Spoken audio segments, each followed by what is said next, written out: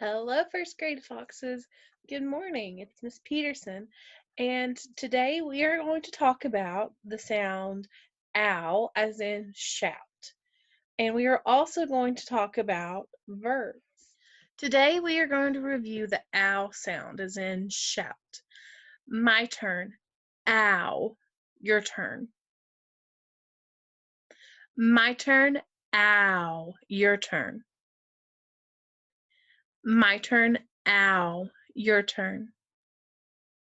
Okay, now I'm going to say some words that have the ow sound at the beginning. Are you ready? My turn, ouch. Your turn. My turn, out. Your turn. My turn, owl. Your turn. Great job. Now we're going to say some words that have the ow sound in the middle. My turn, shout. Your turn. My turn, loud. Your turn. My turn, round. Your turn. My turn, couch. Your turn. My turn, hound. Your turn. Good job. All right. Now we're going to say some words that have the ow sound at the end. Are you ready? My turn, how. Your turn. My turn, now. Your turn. My turn, cow. Your turn. Good job. Now we're going to see whether the ow sound is a vowel sound or a consonant sound. All right, let's think about this for a second. We're going to say the sound again, and this time I really want you to think about your lips and your teeth and your tongue and where the air is going, or if the air is getting stopped, or if the air is slowing down. So really think about it, okay? My turn. Ow, your turn. My turn. Ow, your turn. My turn. Ow, your turn. Good job. All right. Now, is that a vowel sound or a consonant sound?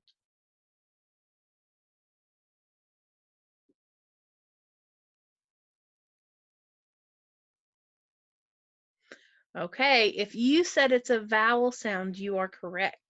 It is a vowel sound that is made with an open mouth and unobstructed airflow. Remember that that means that our lips, our teeth, our tongue, they don't slow the air down and they don't stop the air. And that's what makes it a vowel sound. Good job. Now I'm going to read you a story that has a number of examples of the owl sound. I want you to, now normally we've done this before in class, but we usually touch our noses. Well, we're not really supposed to be, supposed to be trying to not touch our faces right now. So instead of touching our noses, I want you to touch your knee. Okay?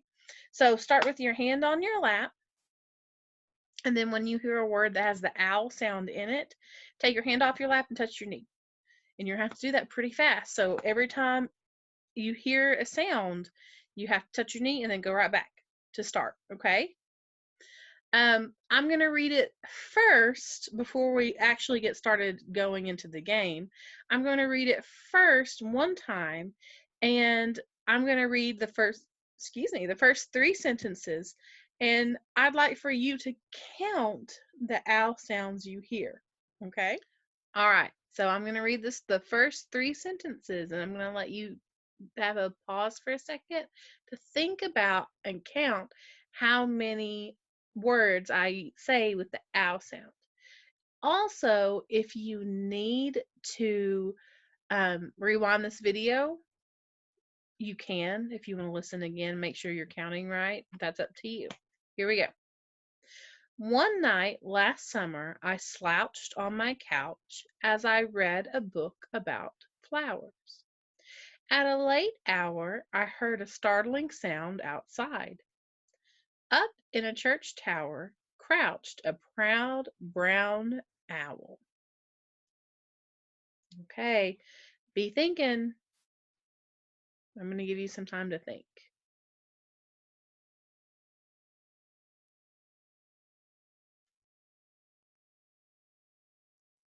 Got it? Are you ready? Good job. Okay. Do you have the number?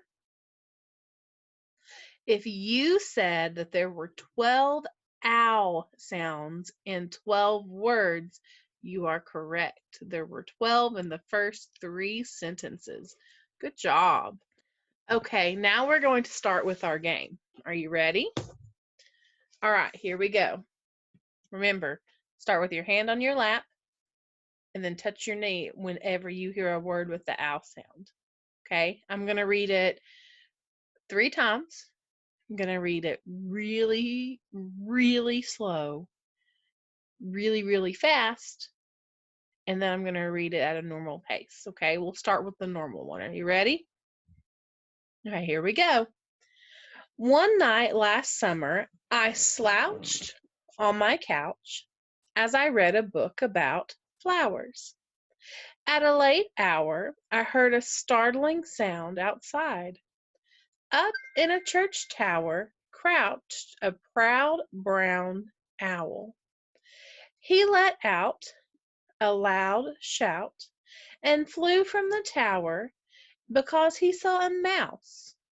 The quick little mouse ran under a house, so the proud brown owl began to pout. Okay, that was the normal time. I hope you had a good time with that.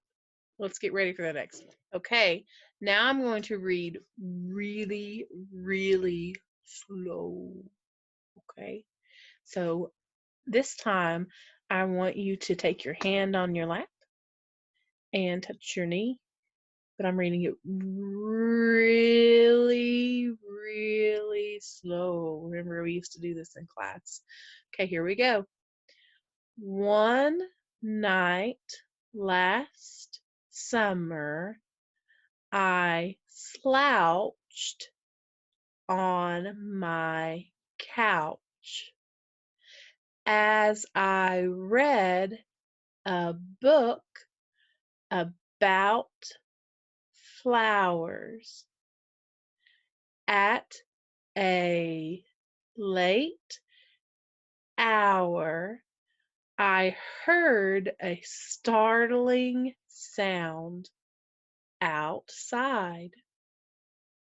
Up in a church tower crouched a proud brown owl. He let out a loud shout and flew from the tower because he saw a mouse. The quick little mouse ran under a house, so the proud brown owl began to pout. Good job. You always liked it when we were silly and slow. Okay, ready for the last one. This is going to be the really, really fast one. You guys always liked when we did this too. Okay, so you better be playing along with your hand on your lap and you touch your knee every time you hear the owl sound. Are you ready? This is the last time. Here we go. One night last summer, I slouched on my couch as I read a book about flowers. At a late hour, I heard a startling sound outside. Up in a church tower crouched a proud brown owl. He let out a loud shout and flew from the tower because he saw a mouse. Then quick little mouse ran under a house, so the proud brown owl began to pout. That was really fast, and I hope you guys did a good job with that. That one usually resulted in giggles when we were in school all together. Good job.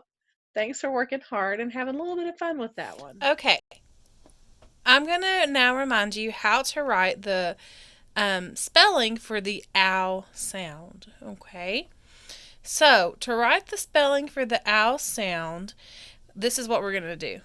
We're going to make an O, and then we're going to make a U. That is how we spell the ow sound. Remember that when we're writing these, we want these to be lowercase, so you need to come up and hit this middle line, come back down, hit the bottom line. Same thing, start at the top, come down, hit the bottom line, come back up, hit the middle line, come back down, hit the bottom line. Good job. These two letters work together as a team to stand for the ow sound. I'd like for you to take your finger and trace these letters on your table, on the carpet, somewhere in the air, on your leg, somewhere so that you can practice writing the spelling that goes along with our ow sound. And you can do this anytime. You don't have to do it right now. But right now, go ahead and practice just a few times. I'll give you a few seconds to practice. It's also good to say the sound as you're practicing. So, ow. And then as you're saying ow, you can be writing O-U. Ow. Write the spelling O-U.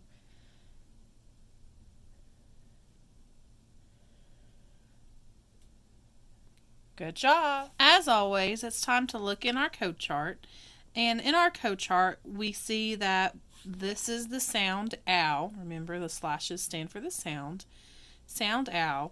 And it's spelled O-U. Remember our power bar. We've talked about this before, and hopefully you've talked about that with a family member. The power bar tells you how often, when you hear the sound ow, how often you spell it O-U. So I'm going to ask you a question. Do you think that power bar, or tell me, what do you notice about that power bar?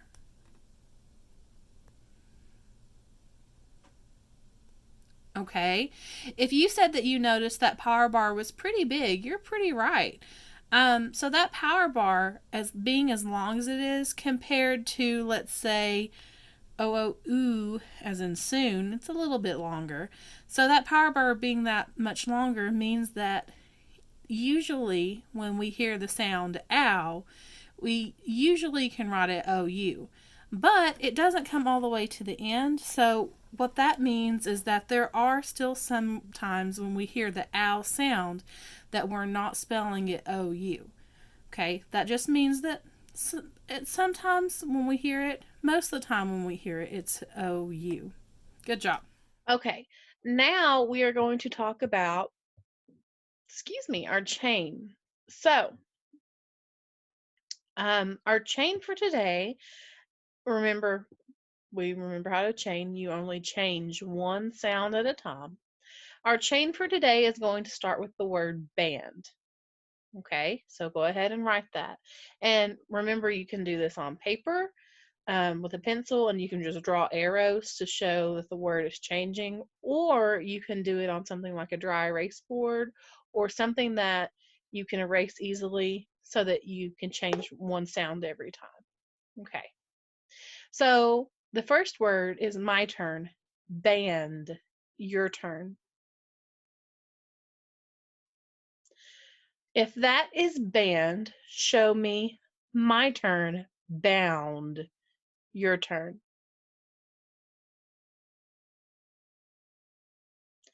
Good job. If that is bound, show me the word sound.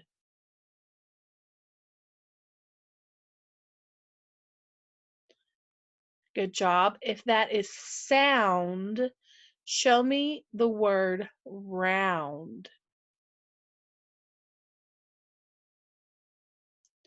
Good job. If that is round, show me the word found. Good job. If that is found, show me the word hound. Great job. If that is hound, show me the word pound. If that is pound, show me the word mound. Good job.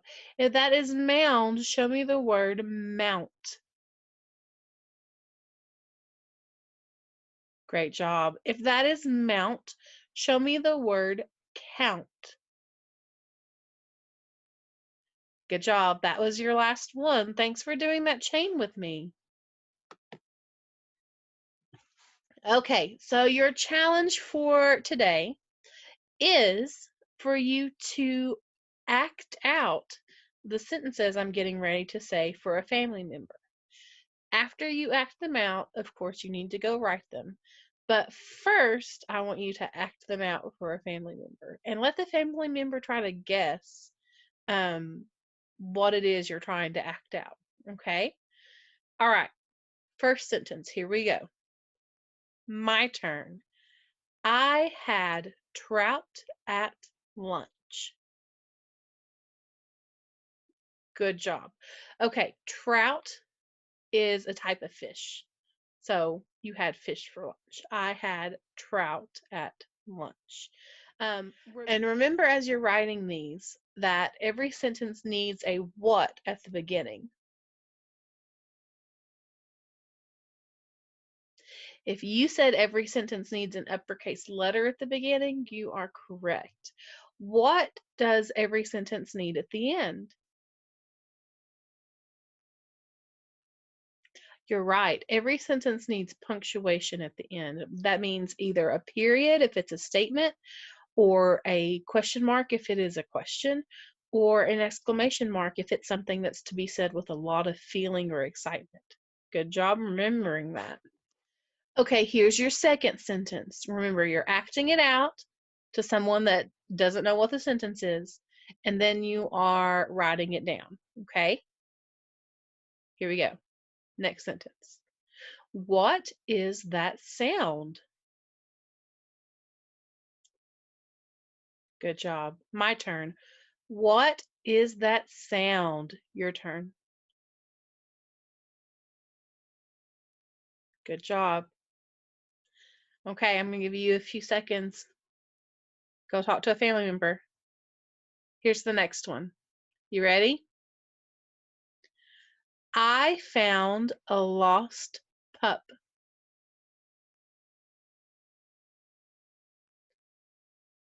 I found a lost pup.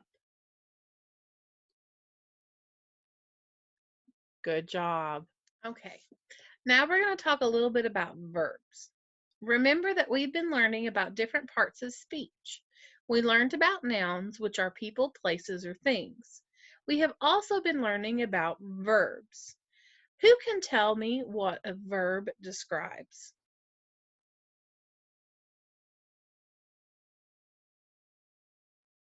Good job. If you said a verb describes an action, you are correct.